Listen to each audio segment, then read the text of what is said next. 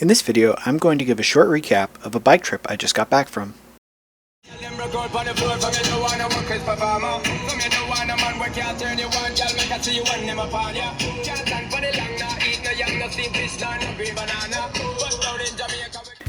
If you haven't been, or can't tell from that clip, I was in Las Vegas, Nevada.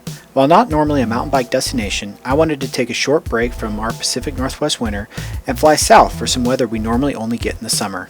I had heard Vegas has some decent mountain biking in addition to all its other attractions, so I thought I would give it a shot. The city of Las Vegas is actually surrounded with mountain bike trails, so there was a lot to choose from. On the top of my list was Cowboy trails, only 20 minutes outside of downtown Las Vegas. What really caught my attention was the preface on Trail Forks. These trails are supposed to be hard. Don't be ashamed to walk. This had me stoked, and after a confirmation from a local bike shop that these were the trails to check out, it was really time to go. The Cowboy Trail Network is quite large and actually connects to a handful of other trail networks around it. The main downhill trails from the Cowboy Trailhead are, from what I saw, hands down the best. My favorite was Bone Shaker. It is a phenomenal trail that I wish I was able to session over and over. It has speed, some steep gnarly rocks, some exposure, a few natural jumps, and views for days. The other trails in the area were very fun, but they had nothing on this one.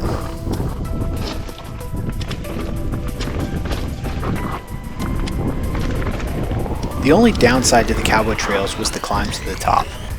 Your choices are a single black diamond trail that made me feel like I was riding in some sort of sauna bike circus for 6 miles, or a blue square that is primarily a horse path but has its fair share of technical climb features, most of which were a little bit too much for my enduro-sided mind.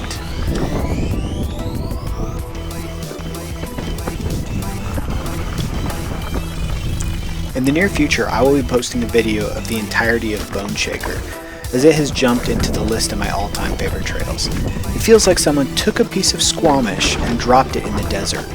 Definitely worth the watch.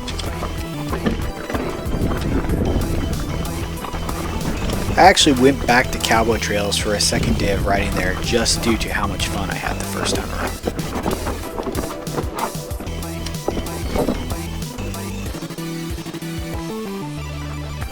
Unfortunately, not all trails are created equal.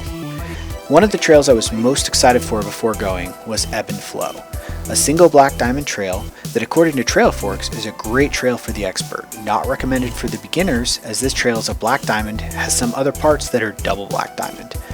After watching some videos of Cowboy trails, as well as a video of this trail specifically, I was really looking forward to riding some really spicy technical rock features out in the desert.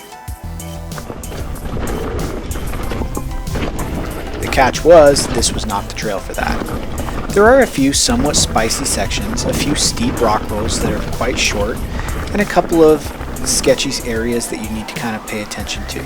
But for the most part, this trail was not a black diamond from anything I'm used to. The trail is part of a 15-mile loop. It connects 2 Cowboy trails as well as another trail network and has overall great reviews. While overall the trails were fun, they were somewhat lackluster compared to the others. Definitely worth a ride if you have the time, but not a destination trail by any means. My enduro left me feeling overbiked the majority of the time. I would have much preferred to ride it on my stump jumper. And while there was the occasional steep rock roll and a completely rollable 6-foot drop, and I do mean completely rollable, I would not call this a black diamond, more like a spicy blue. I also didn't think the few minor adrenaline pumps were really worth it. Every time I found a good flow, I would be winding my way back up some easy single track grind. And something that's growing up in the Pacific Northwest I failed to realize is that 75 degrees in our covered forests is a lot cooler than 75 degrees in constant direct bombarding sunlight. I definitely think if it had been a little bit cooler or overcast on this particular day, I would have had a lot more fun.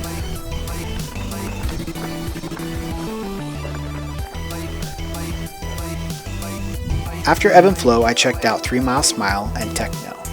3 Mile Smile is a blue flow downhill, and Techno is a black diamond tech trail. Both were rated a skill higher than I think they should have been. While 3 Mile Smile did have one decent optional tabletop and a few rocks, I think it was closer to a spicy green. and techno should have been a solid blue. Neither really jumped out at me, and while they were fun, they weren't my favorite.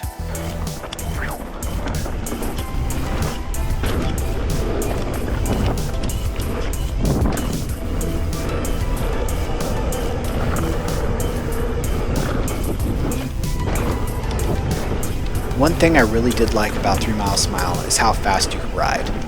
It was easy to maintain speeds in the high 20s. Unfortunately, it is a two-way trail, so you had to be watching for uphill traffic the entire time, something that I'm not really a fan of.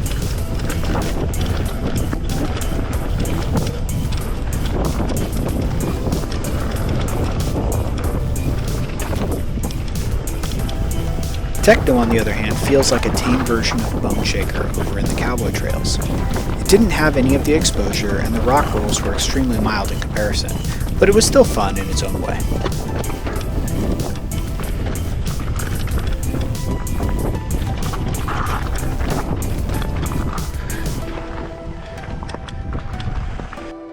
Last, but definitely not least, was Bootleg Canyon. I have wanted to ride Bootleg Canyon for nearly 20 years. It is about an hour outside of Las Vegas in Boulder City, right near Hoover Dam. These trails are supposed to be the crown jewel of the area. I paid $30 to jump in with Downhill Mike on his weekend bootleg shuttle. Unfortunately, a windstorm had blown in the night before and was continuing to get worse. No one else showed up for the shuttle, so I got some personal introduction to Bootleg by Mike. I definitely do recommend his shuttle service. He's a great dude. I was told by some locals to start on the single black warm-up trails, as the trails at Bootleg are supposed to be absolutely crazy. While he was driving me up, Downhill Bike told me about the area and their race team. Apparently he runs all the downhill and Super D races in the area. He had some great insight on the trails and knows all the best spots.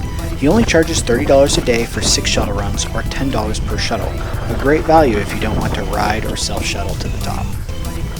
So after some fun, but relatively unimpressive single black diamonds, I went to the face. I rode a single black called Snakeback and a double black known as Reaper. This is the place to go. They are rated similar to my trails back home, where black and double black mean you have to know what you're doing. Steep rock chutes, steep slabs covered in shale, large exposure, and steep narrow ridges. From what I saw, it was spectacular. My only issue with the trail system is the lack of signage. At the time of filming this, there are no signs to speak of, and the trails crisscross multiple times. Not to mention, it's unclear on some rock slabs where the exit and the trail continues. Though Downhill Mike did tell me they will be re-signing the trail soon.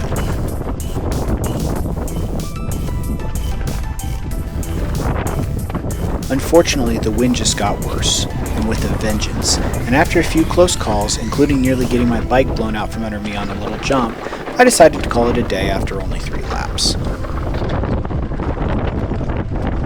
While Las Vegas isn't a mountain bike mecca, if you are looking for a place to go during the long cold winters of the Pacific Northwest, this should absolutely be on your list. The views are spectacular, and if you find the right trails, they can be just as gnarly as anything else.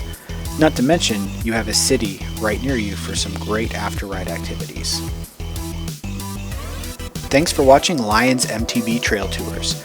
I will be putting out videos of some of these trails in proper trail tour fashion with details on each, so please like and subscribe.